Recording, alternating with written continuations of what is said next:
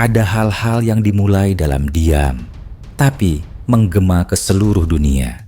Pada pukul 12.17 dini hari, 2 pesawat siluman B, 2 spirit terbang di atas Iran. Tak terlihat radar, tak terdengar suara. Tapi ketika bom-bom itu dijatuhkan, dunia berubah. Bukan hanya ledakan yang mengguncang tanah di Natanz dan Fordo. Yang berguncang adalah keseimbangan, perhitungan, dan ilusi stabilitas yang selama ini dijaga dengan retorika dan diplomasi.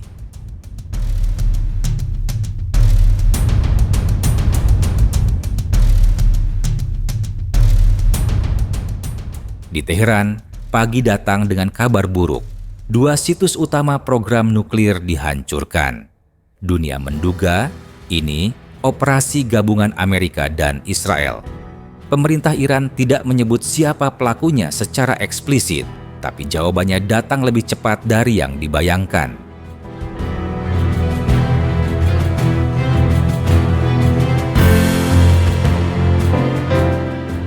Iran membalas. Pangkalan udara Al-Udeid di Qatar jadi target pertama. 40 rudal balistik diluncurkan. Beberapa dicegat, beberapa tidak. Bukan hanya pangkalan Amerika yang terkena, tapi juga narasi bahwa kawasan Teluk bisa tetap netral, tetap nyaman, tetap bisnis seperti biasa. Dalam waktu yang hampir bersamaan, langit Israel dihujani rudal dan drone. Tel Aviv, Haifa, Ashdod, semua bersiap menghadapi yang terburuk.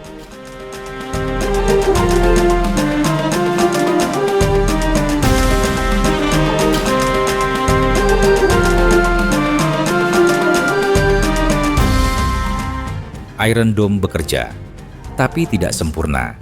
Di tengah suara siren, anak-anak berlindung.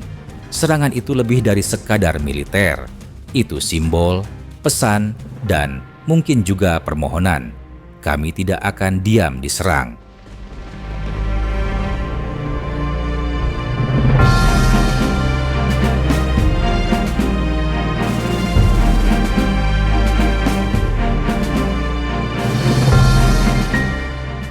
Di Riyadh, Abu Dhabi, dan Doha, para pemimpin duduk di meja panjang, membahas yang tak ingin mereka hadapi, perang terbuka di wilayah mereka sendiri. Qatar menyesalkan, tapi juga bingung. Di tanah mereka berdiri pangkalan Amerika Serikat, tapi juga ekonomi, perdagangan, dan hubungan yang perlahan coba dibangun dengan Iran. Arab Saudi dan UEA menyalahkan Iran, tapi juga menahan diri, karena mereka tahu 1 peluru tambahan bisa berarti pertempuran di halaman rumah mereka sendiri.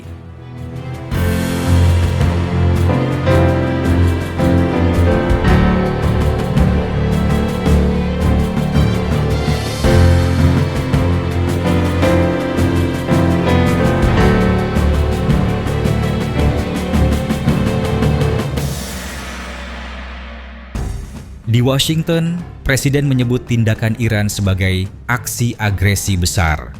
Armada dikerahkan, pesawat dipesan untuk segera mengisi langit Yordania dan Teluk. Tapi satu pertanyaan tetap bergema di balik pidato resmi. Apakah ini hanya respons 1 malam? Atau awal dari sesuatu yang lebih besar, lebih panjang, dan lebih menyakitkan?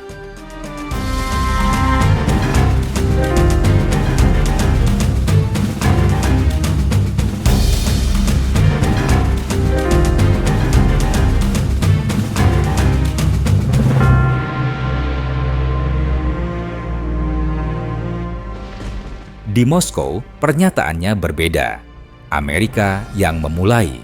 Rusia menyerukan gencatan senjata, tapi juga mengingatkan bahwa tekanan terhadap Iran bisa mendorong kawasan ke jurang yang lebih dalam. Retorika klasik Perang Dingin terdengar kembali, hanya kini dalam konteks baru, dengan aktor yang lebih banyak dan lebih kompleks.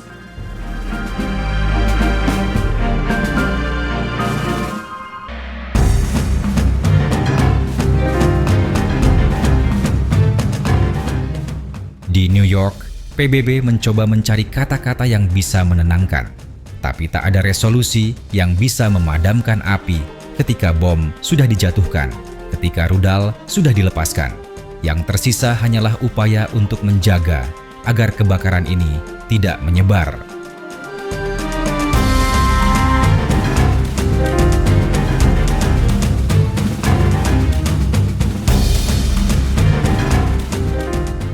Pertanyaannya kini bukan lagi siapa yang benar dan siapa yang salah. Tapi, kemana ini akan berujung? Iran memiliki jaringan proksi di Lebanon, Yaman, Suriah, dan Irak. Amerika punya aliansi, armada, dan komitmen yang sulit dihindari. Israel punya ingatan akan perang dan janji untuk tidak pernah lengah. Dan negara-negara Teluk berada di antara semua itu, mencoba menjaga jarak yang kini semakin mustahil.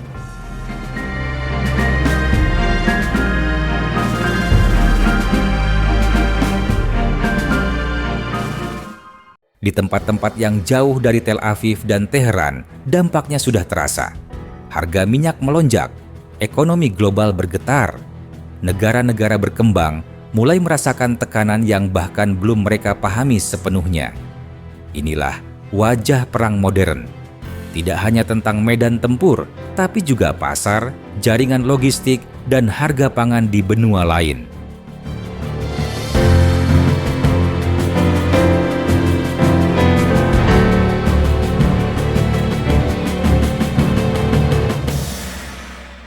Apakah kita sedang menyaksikan awal dari sebuah perang besar?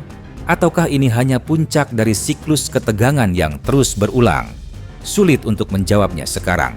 Tapi, satu hal pasti, di balik setiap peluncuran rudal, ada keputusan yang diambil manusia.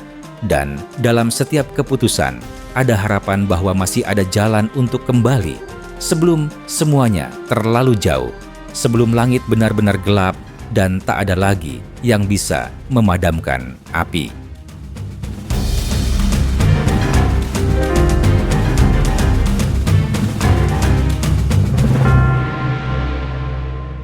Video ini dibuat untuk tujuan edukatif dan analisis semata.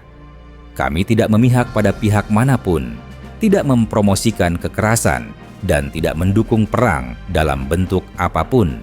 Semua informasi yang disajikan bersumber dari laporan terbuka dan analisis geopolitik yang tersedia untuk publik.